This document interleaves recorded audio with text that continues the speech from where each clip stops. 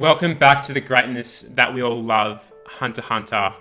I was going to do a read-through live reaction this week to the chapter, but my mic was on mute, which absolutely sucks, but I'm just going to give my initial thoughts from the chapter. I thought that halfway through the chapter, when we found out that the stuff with Melody and the twins escaping was happening at the same time as Theta and Tsurreidnich, and presumably the families and the troop was happening at the same time, that was a great call that Togashi decided to write in the chapter. And throughout the whole chapter, the pacing was great.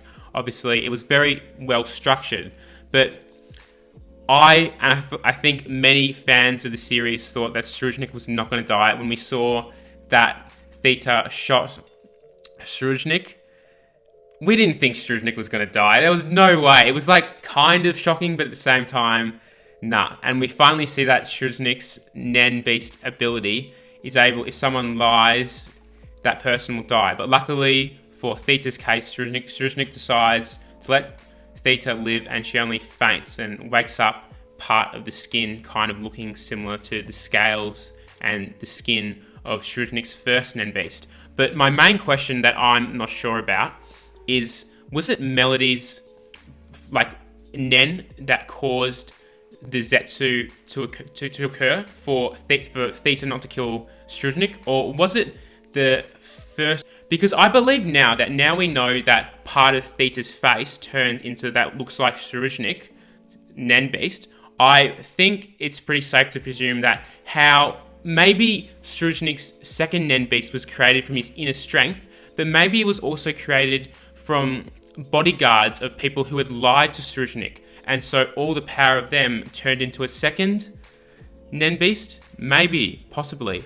But we know that some type of manipulation has occurred, that Tsurreidnich vanished. He completely vanished into midair. It was an illusion, pretty much to say. And there's a distance of reality, a reality and illusion occurring.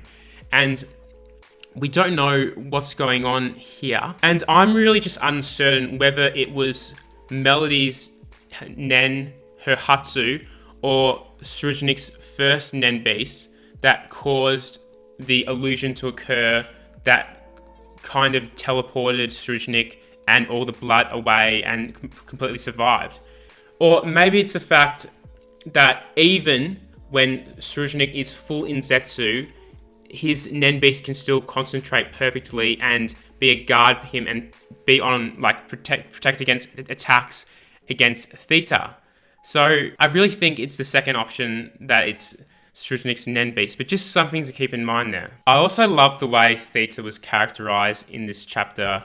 She's definitely one of my favorite bodyguards from this arc so far, and she's very tough. Even after she's fallen asleep for 15 minutes, she wakes up, she immediately wants to get back and try to calm Tsurreidnich down, just watch him so he doesn't go berserk.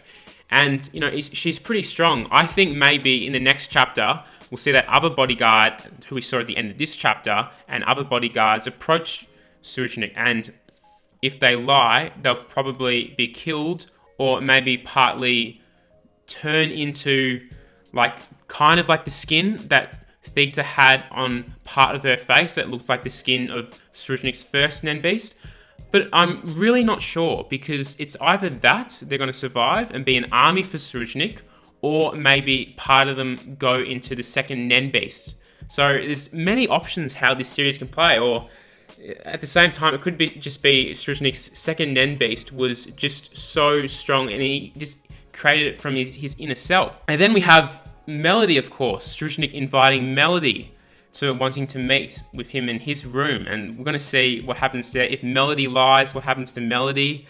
And this plays perfectly to the point where to get Kurapika into the story with Tsurreidnich and find out that he's got all the Kurta eyes. And we still didn't get any of the princes or the Phantom Troop or the families this chapter, but we maybe get them next chapter. But I really think we're going to focus next chapter on Melody and Tsurreidnich. But it's getting very exciting. I cannot wait.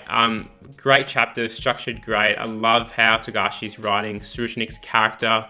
Like every antagonist villain Togashi introduces into the series, Illumi, Hisoka, Corollo Meruem. From nothing, he creates amazing characters. Great development that they get that we all just love. He's going to be another favourite for the fandom. I'm calling it now. And I love him. I think many people honestly like him, but can't wait for next week. I can't believe we're already halfway through this run now. 5 chapters gone and probably only 5 left, knowing the pattern of the last 3 runs. But yeah, honestly, love the chapter. Thanks again so much for watching. If you want to follow me on Twitter and Instagram and see what the hell I get up to, whatever, you can do that if you want. And like, comment, subscribe to stay up to date. I will get more Hunter x Hunter videos, analytical videos coming. And if you want to see other live reactions, maybe 7 Deadly Sins or Attack on Titan in the future of the channel, let me know. Not maybe the main series like other channels follow, like One Piece or My Hero Academia. You're probably going to watch someone else if you want to watch me for Hunter x Hunter. So maybe 7 Deadly Sins, I thought. But that being said, thanks for watching, and click the notification bell to always get the read through. Hopefully, if I don't stuff up the recording when it comes out. But thanks again. Have an awesome day, guys. Bye.